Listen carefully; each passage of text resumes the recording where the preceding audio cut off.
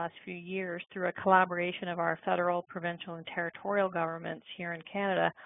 I served as lead author and overall coordinator of the project, and Kara Rodsip-Hearn was the leading co-author.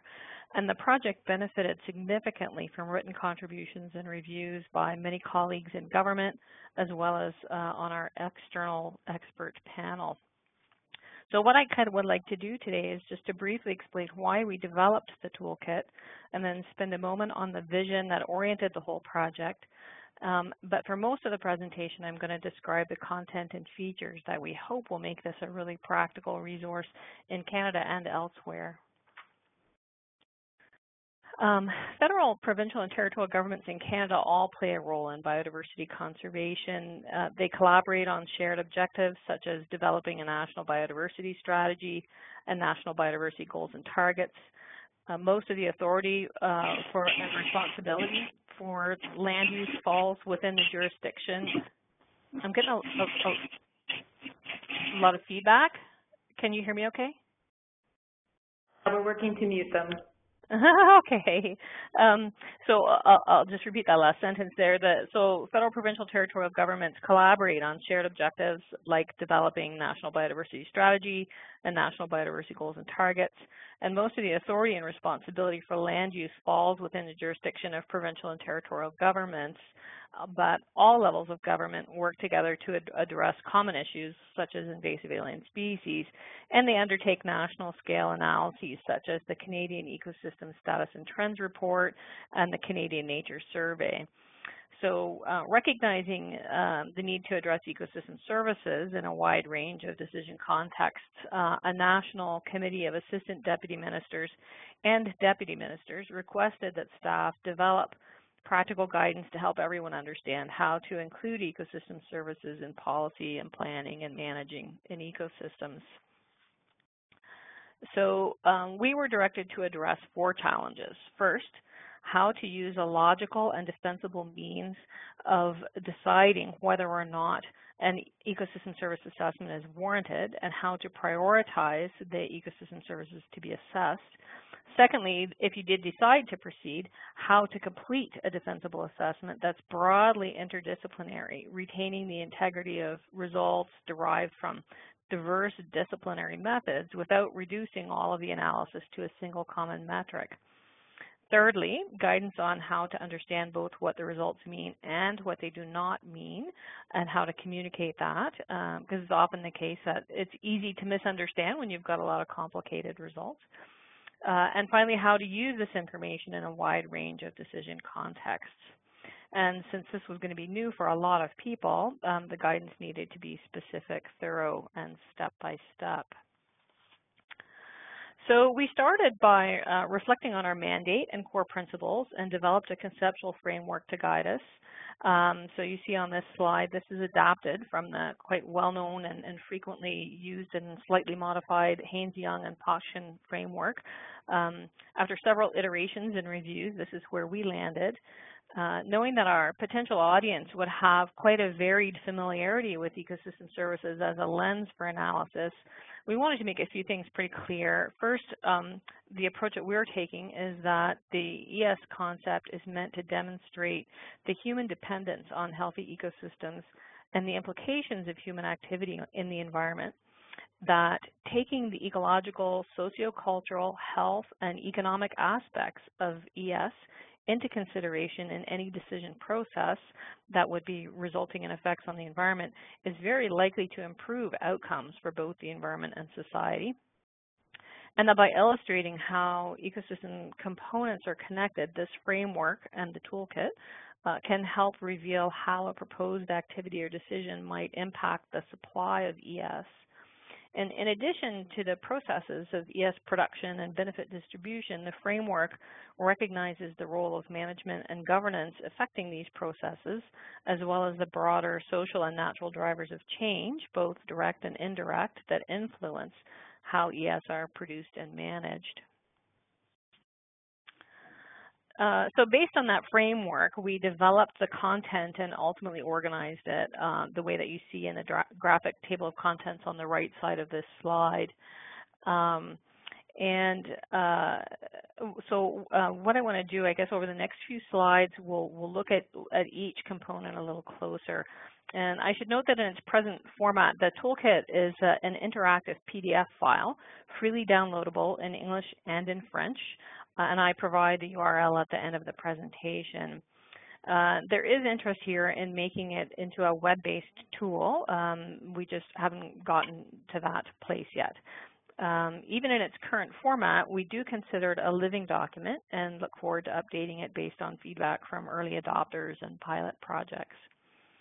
But to start, you can see on the left side of the graphic how there are 3 chapters and then a suite of 10 tool tabs with numerous features to aid in use, plus a complete list of works cited. A major innovation of the toolkit is the set of 9 practical worksheets for guiding practitioners through the process, which you see in the lower right column. They're to be used in conjunction with the guidance in Chapter 2 and are supported by information in the other tools. So we'll go through all of this content in a little bit more detail, starting with the next slide. So here we have the top half of that graphic. After addressing essential foundations in Chapter 1, Chapter 2 lays out the core actions in a 6-step approach. Chapter 3 illustrates how the knowledge of ES can be incorporated in procedures common to each of several different policy and decision contexts. And I'll just note, we worked pretty hard at keeping as concise and brief as possible while being as informative as possible. Finding that balance for government analysts and contractors that are often hard to do analysis for government departments and agencies, we tried a few different ways of organizing the information. There are almost 300 pages. And really, sort of thanks to our task force members and reviewers, I think that the final approach that you'll see in the following slides succeeds at helping users to maintain clarity amidst all of the considerations and procedures that are involved. So Chapter 1 sets the foundations. It's very brief. It illustrates the utility of ES assessment for a wide range of policy-related activities, with examples ranging from flood control to freshwater provision. We introduce the typology of ES chosen for the toolkit, but note that the guidance can easily be adapted to use with other typologies. We chose to combine the Millennium Ecosystem Assessment and TEEB typologies because they're well known and inform a lot of the existing published and gray literature on ES that would be used often by folks in various government agencies here to complete ES analyses or full assessments. And also, in addition, I'd have to say, for resource-strapped government agencies, we want to use a typology that's simple enough to work with existing indicator sets and yet sophisticated enough to capture the breadth of ES. The next thing that the first chapter does is that it introduces the conceptual and analytical framework that you just saw in the previous slide, and it makes the case for ensuring a broad interdisciplinarity, for example, by laying out how different disciplines and their diverse theories and methods bring different perspectives that make important contributions to this field of analysis. It closes with advice on how to determine whether or not an ES assessment is advisable or warranted in a given situation, and how to prioritize those ES for analysis. And you'll remember that was the first thing in our list in our 4 sort of key mandate items. So I'll come back to that when we look at the worksheets. The toolkit incorporates several special features, and since they start in Chapter 1, I'll just take a moment to show you examples using a few screen captures. Example boxes are used throughout and are set off with this sort of special formatting with the arrow as a way of distinguishing the text on examples from the rest of the content. On the left on this slide, you see hyperlinked FAQs, and there are 45 of these in all, positioned in thematic groups after each major section in the first 2 chapters. The tip box on the right is another graphic feature that provides brief, useful information that's really an aside to the core content on the page. In this case, the tip box explains how the FAQ system works. All the answers are in Tool Tab 8, and they're all linked back to the chapter position where the question sits so that users don't have to worry about losing their spot. Another feature are the key message boxes. There's so much information in these almost 300 pages, and we felt that all of it's important. But there are some overarching points that we wanted to be sure that readers didn't lose in all of the process. So, for example, the three that are illustrated here point to the importance. One of them points to the importance of recognizing that different disciplines use some of the same core terms to mean really different things. So it's important for practitioners to come to common understanding before launching into the analysis work. Another one of these key messages points to that many people's familiarity with ES is connected to economic valuation studies, and that many people are not familiar with the really necessary biophysical sciences and social sciences involved as well. And so we give special attention to a discussion of different ways of understanding values and different approaches to valuation in a separate tool tab. And users are alerted to that content through a key message box early on in the toolkit, which you see here.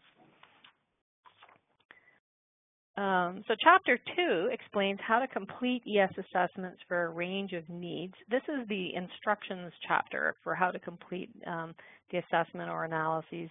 And it walks users through the 6 steps of ES assessment that we are explain here, and I'll show those in a moment, from clearly identifying the reasons and the context for the work to communicating the final results. Links to the key tools and resources in the tool tabs are integrated to help complete each step, and suggestions for the strategic use of steps are offered for when time and resources are unavailable to complete comprehensive analysis, but some degree of analysis is still desired.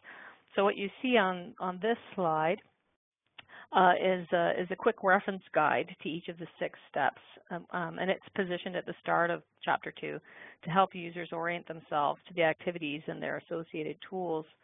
At a general level, the steps are informed by the lessons learned from the UN Millennium Ecosystem Assessment that Kara was very much a key contributor to, but our approach is updated to specifically address those 4 core questions of our mandate.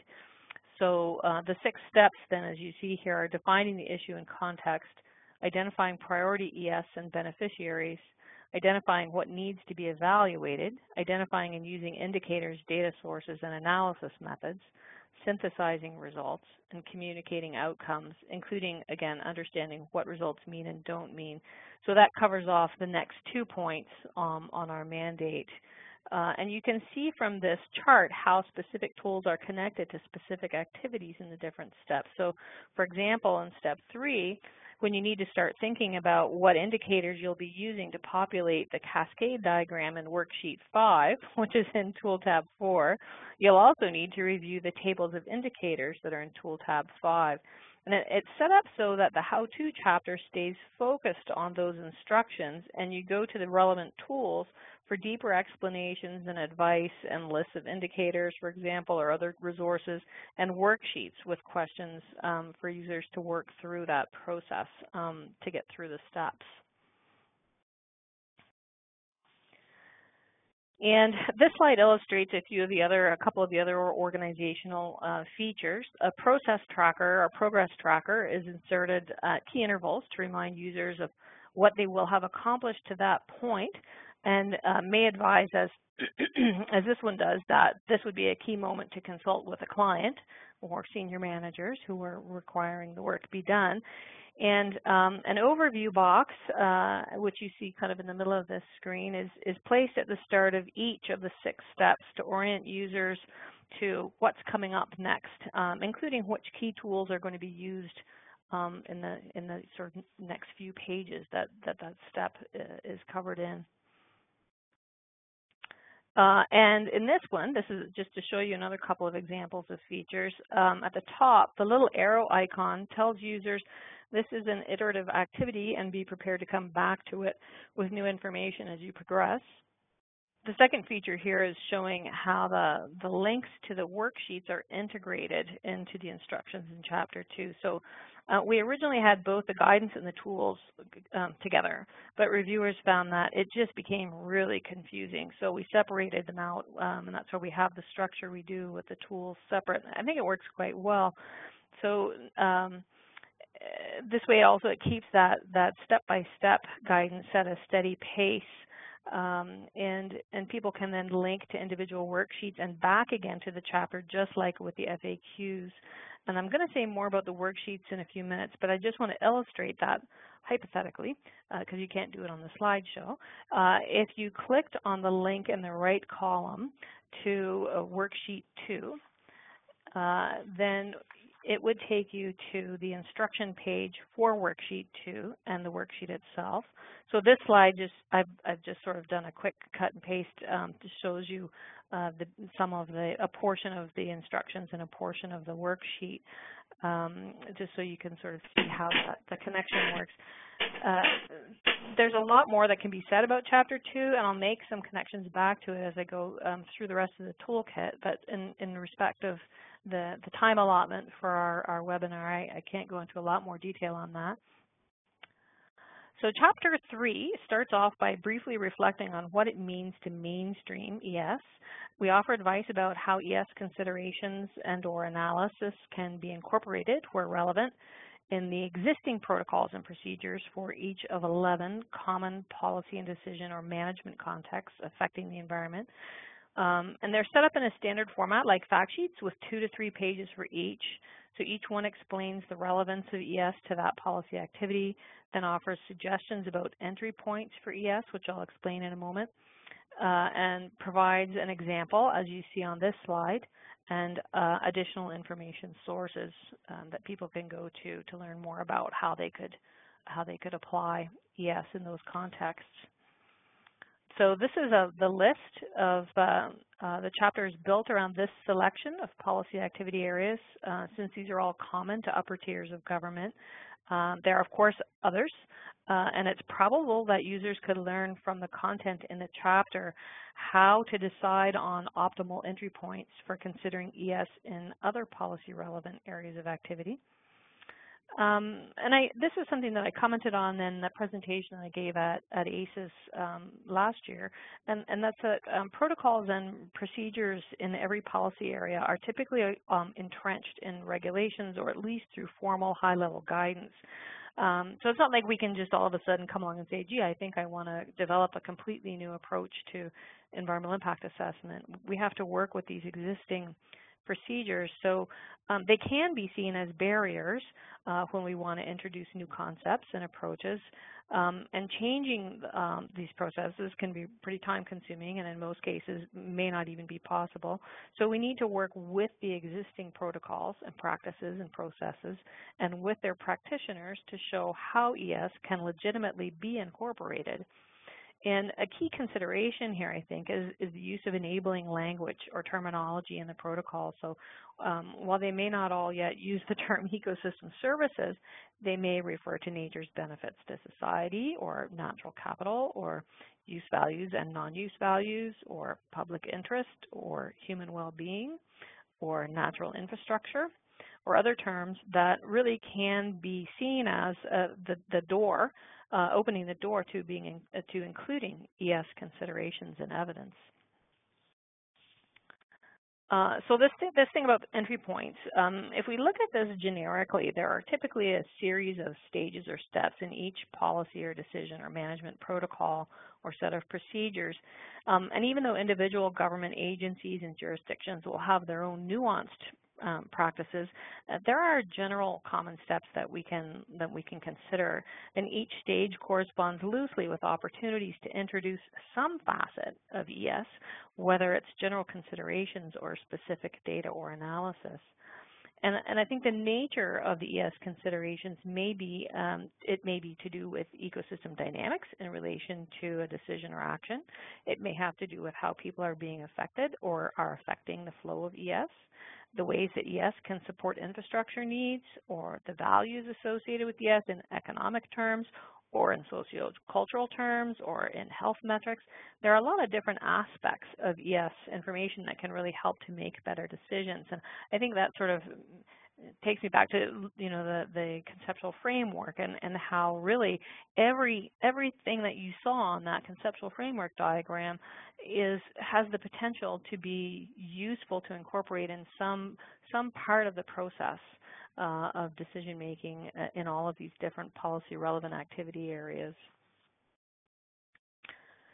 So now I'm going to take a couple of minutes to look at the lower half of that what's inside graphic version of the toolkit's contents. And I'm just going to show you a few screen captures from it to illustrate some of these contents. And so this, just seeing the bottom half together, it sort of helps you to be oriented. So the first tool is a more detailed list of ES descriptions with examples. So while, as I mentioned in Chapter 1 provides a one-page chart listing each of the ES and the typology that we've adopted, but Tool Tab 1 fleshes out that chart with a description and examples for each type of ES. So it's common for people to be familiar with a few prominent types of ES, but we often, I think probably all of us, see that it's not the case that everyone is on the same page in terms of their understanding of the potential scope of ES and all the different types. And also, you know, it's common for people to maybe have partial understandings of what each type of ES actually can include. So again, making sure that all the members of a team who are involved in doing any kind of ES work together are on the same page in their understanding is essential to generate a consistent and reliable analysis. Tool Tab 2 contains 7 one-page explanations of essential issues that practitioners and managers should understand at the outset, as you can see on this tool's linked contents page. So I won't sort of read through those. You can see them on your screen, but they're sort of cross-cutting issues and things that aren't necessarily something that you need to work into your step-by-step, but they're certainly things that people need to be aware of. Tool Tab 3, as far as I know, Tool Tab 3 was unique as the first advice of its kind, at least to Canadian governments, on ES analysis involving Indigenous communities. We were very fortunate that anthropologist Terry Satterfield contributed valuable text to this tool tab. And I'm also actually pleased to note that in the meantime, additional draft guidance has come out of the IPBES, the UN Intergovernmental Science Policy Platform on Biodiversity and Ecosystem Services, by their Task Force on Indigenous and Local Knowledge. And that their draft guidance is also available online through the IPBES portal. Tool Tab 4 contains the 9 worksheets, these practical worksheets for completing activities laid out in the 6 steps in Chapter 2. They're all designed to be used in conjunction with the instructions in Chapter 2 and also make reference to the other tools where necessary and appropriate. This sort of screen capture just shows a portion of how the introductory page to this tool has a linked table of contents with short descriptions of each worksheet and its role in the sequence of assessment steps. You'll remember we saw how worksheets are linked from Chapter 2 into this tool tab, and we saw snippets of Worksheet 2. In our workshops so far, these have really been enthusiastically embraced. A couple of examples, a PhD student who was in one of the workshops commented recently that it took her 2 years to figure out what questions to ask, and there they all were, all together on Worksheet 1. Which is kind of neat, and also a professor who at the same workshop who said she's been specializing in ecosystem services research and thought that it was a great collection of resources and that the worksheets in particular organized the thinking in a way that people could quickly understand. So we're happy to have that preliminary feedback. Tool Tab 5 focuses on indicators that can be used to carry out assessments as part of the analysis. It contains 2 tables. The first table explains 11 broad types or conceptual categories of indicators relevant to ES, and the second is an 8-page table listing specific examples of biophysical indicators for each type of ES and human benefits indicators. And we pulled this together from as many different published sources as we could find that where indicators for doing ES assessment were being listed. So it's a compilation. And Tool Tab 6 is a 20-page resource explaining the differences between and the uses for and the commonalities with among both economic valuation and sociocultural valuation.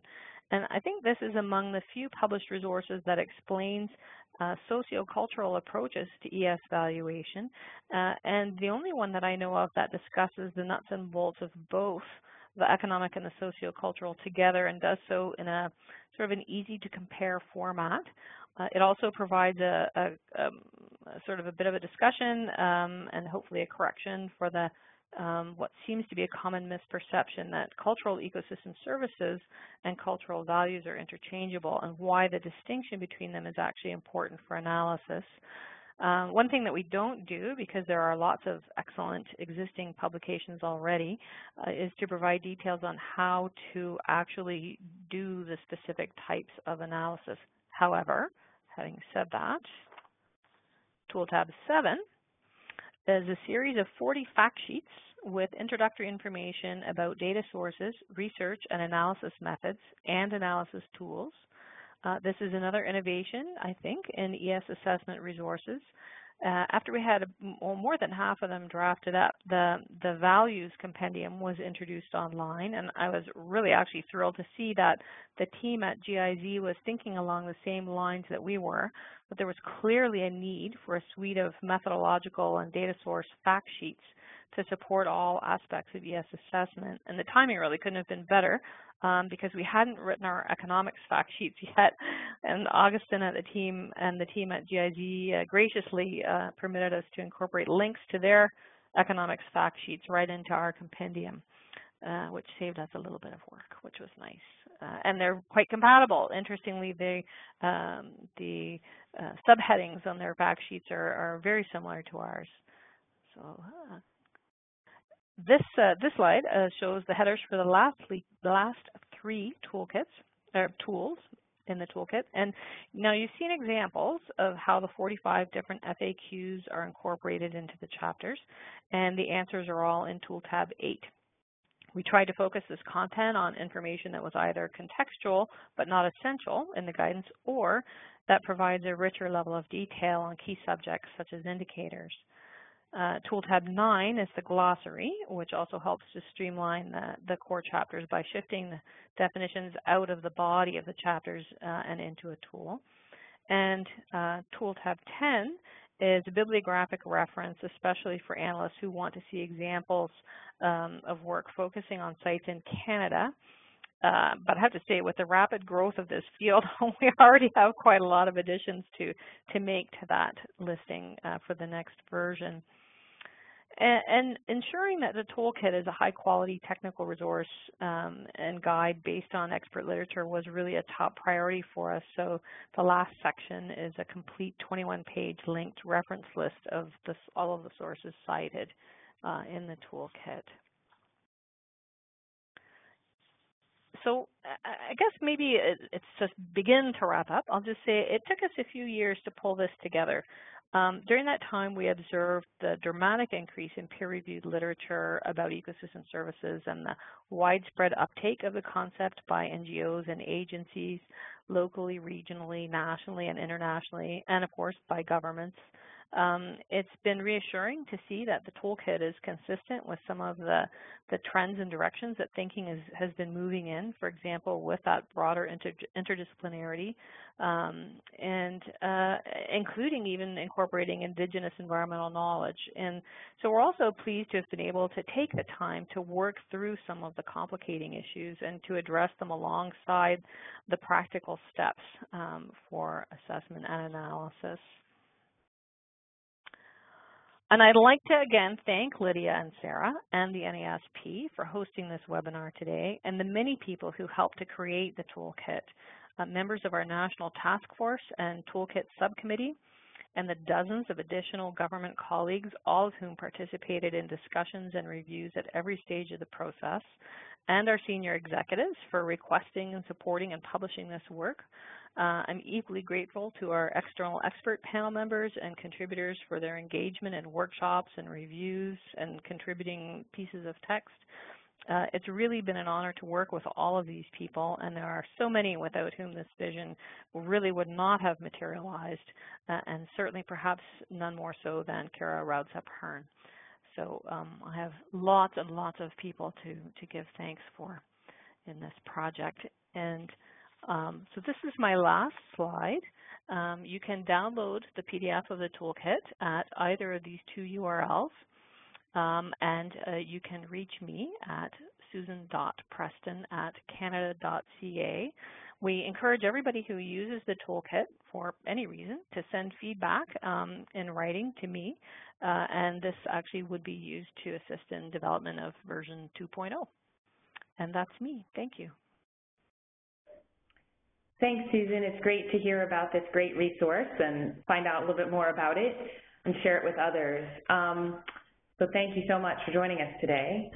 I wanted to start by reminding people that they can type questions in the chat box, and if they send it to everyone, that helps us read them off, and we'll read questions and have Susan answer them.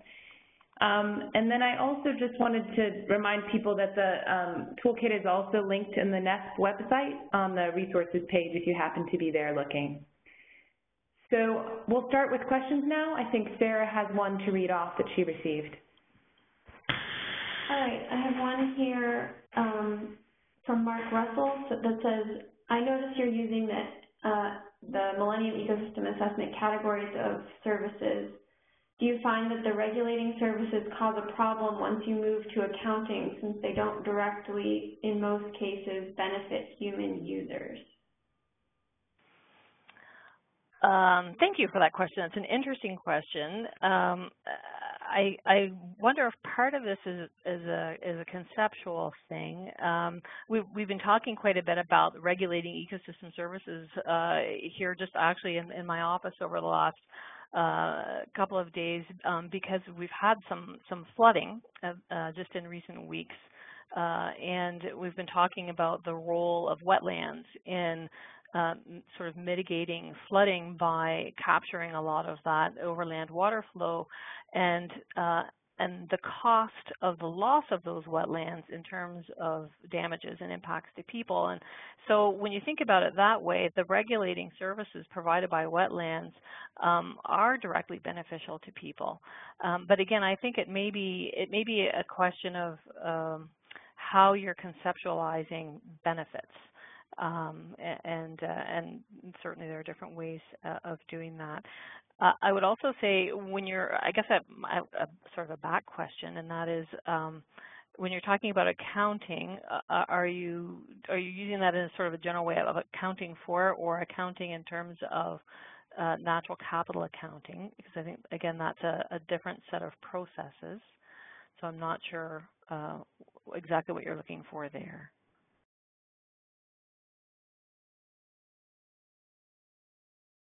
I'll go back to you, Sarah. Okay. So he says accounting for natural capital in his response. Okay. Okay. Yeah. It's not. I wish I had my colleagues from Statistics Canada here. They're doing a lot of work on accounting for natural capital, and I'm not directly involved in that. And I'm sure they could give you an answer that I can't. I'm sorry. Okay. Thanks. So a couple more questions. Wondering a bit more about how you describe socio-cultural valuation. It's not a term that we always hear, and so wondering what's incorporated in that, and kind of what disciplines and what methods. Thanks for asking that. Yeah, so it's I guess even in it's among many of the social sciences that who have methods where the research involves finding out what matters to people, why it matters to people, how it matters to people, how much it matters to people, but using theory and methods that are not the same as what are used in economic valuation. So there are a lot of methods that, so for example, you know, in economic analysis, they certainly would use surveys and interviews and things like that, but it's using them in a different way in some of the other social sciences like anthropology, some subfields of sociology, human and cultural geography. There's a number of different fields where you see people doing this kind of work. And so the outcome, the product of that kind of analysis can take a descriptive form, can be explanations from people, but it can also be, depending on the circumstances and the methods and so on that you're using, can be quantified, can be represented through things like scoring and ranking and prioritizing using a variety of different methods, often participatory methods. And so the toolkit actually provides quite a bit of information explaining these, both in Tool Tab 6, as I mentioned, and again, we tried to keep it really concise so that people wouldn't sort of fall asleep at the wheel, and also in Tool Tab 7, where we have those fact sheets. So we include fact sheets about a number of those different methods and approaches as well. Thanks, Susan. All right, I have another question here from Mike Pedester that asks, what do you see as the potential for ecosystem services valuation to be integrated into Canadian environmental assessment? Well, that's a good question. I think, well, environmental assessment in Canada, federally and provincially, are two different things. The provinces have their own approaches, and federally there's a separate approach that's regulated under legislation. And at the moment, the regulations that go along with that are pretty specific about what can be included. But in Canada, federally, for example, there is the potential, and it hasn't really been tested greatly at this point, for considering ecosystem services in the regional environmental assessment aspect of environmental assessment. And I guess I would say a few people have asked me this question over the last several months in different contexts, and what it says to me is there's clearly a lot of interest in trying to get ecosystem services included. And at the moment, the main sort of avenue has been that for any regulatory action federally, a cost-benefit analysis has to be undertaken. And so at the moment, looking at use values and non-use values following the total economic value framework in economics can be used in that cost-benefit analysis.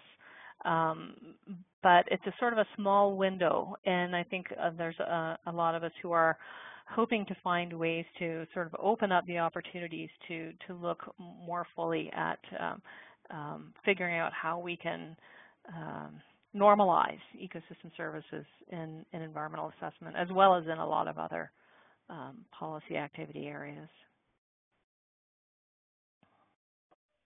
Thanks, Susan. Do you have people testing this toolkit, and what types of groups are using it, and in what context? Are you tracking that at all?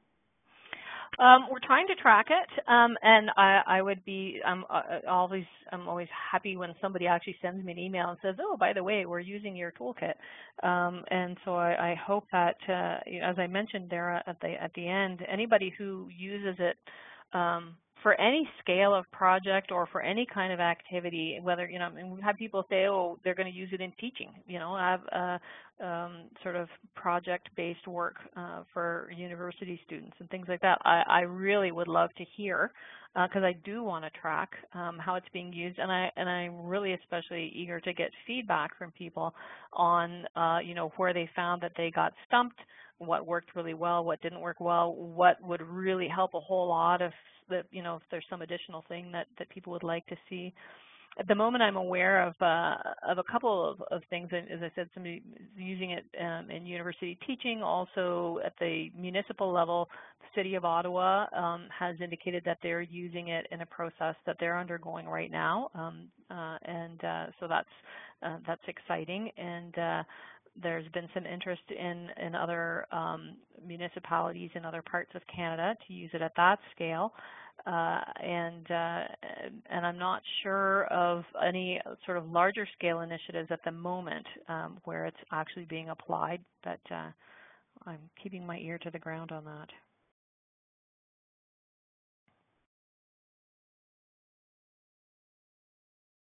So we have a follow-up question from Mark Russell. He asks, do you have a list of beneficiary types and or a bounded list of ecosystem attributes that those types might directly engage with or experience?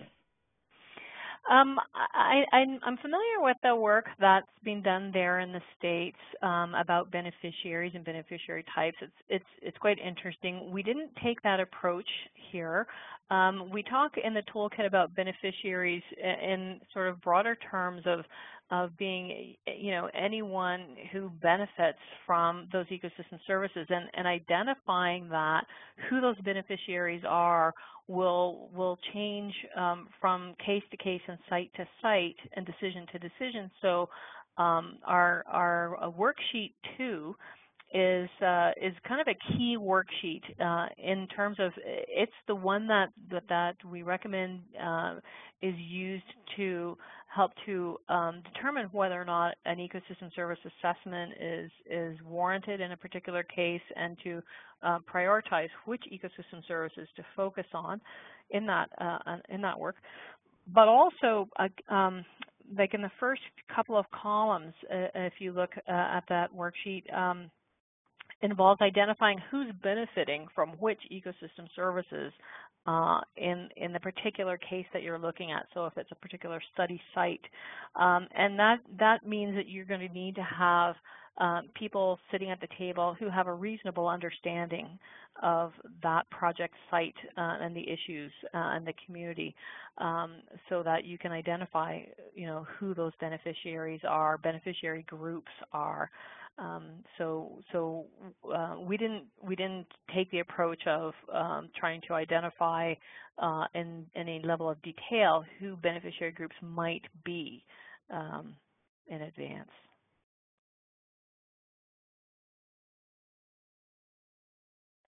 Great. Well, we don't have any other questions coming in. Mark says, thank you, makes sense. Okay. So no more questions coming in. So if you have any final comments you'd like to share with anyone about the toolkit, please do that, and then we'll close the webinar for today. Well, again, I would like to thank you, Lydia and Sarah, and everybody who logged in for the webinar today. It's great to have the opportunity to share this. I saw questions just came up asking for the link to the French version, and if you go to either one of the two URLs that are on that last slide, the French version is accessible at those same links. So I should have put up all 4 links, but yes, the French version is accessible right through those places. So I'd just like to thank everybody again, and please encourage folks to, when you're sitting down outside with a nice tall iced tea this summer, to take a browse through the toolkit and feel free to get in touch. Great. Thanks so much, Susan. It was great to have you present today. It's a really great resource. So thanks so much. Thank you. Thank you. Thanks. Bye-bye. Bye.